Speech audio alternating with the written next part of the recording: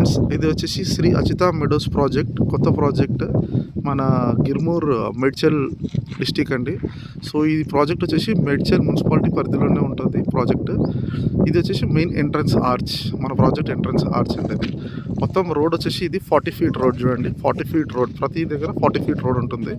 ఇదంతా plotting section అండి. ఇదంతా ప్లాట్స్, ఇప్పుడు ప్లాట్స్ కన్స్ట్రక్షన్ చేస్తున్నారు.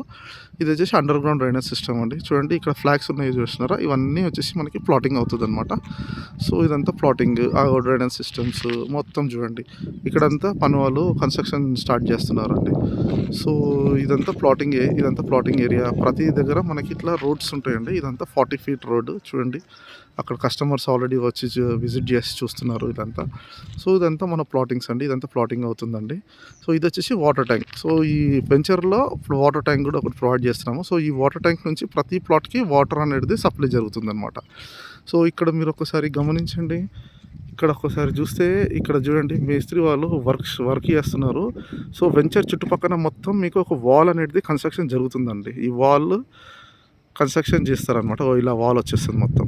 సో మీకు అంతా ఇది వచ్చేసి ఇక్కడ చూడండి వాల్.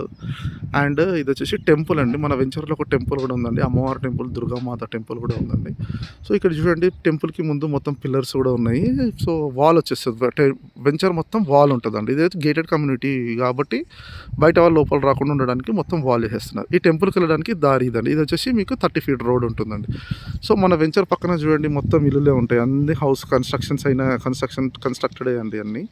సో ఇది వచ్చేసి మన వెంచర్ అండి. ఇది ప్లాటింగ్ అవుతుంది. ఇదంతా ప్లాటింగ్సే అండి.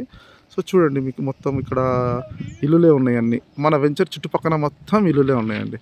సో ఇది వచ్చేసి మన వాల్ చూడండి. వాల్ ఇక్కడంతా ఆల్రెడీ అయిపోయింది వాల్. ఇది వాల్, ఓకేనండి. సో ఇదండి మన ప్రాజెక్ట్. ఇది మన ఎంట్రన్స్, ఓకేనండి. సో ఎవరైతే ఇంట్రెస్టెడ్ ఉన్నాడో కొంచెం ఈ నెంబర్ కాల్ బ్యాక్ చేయండి.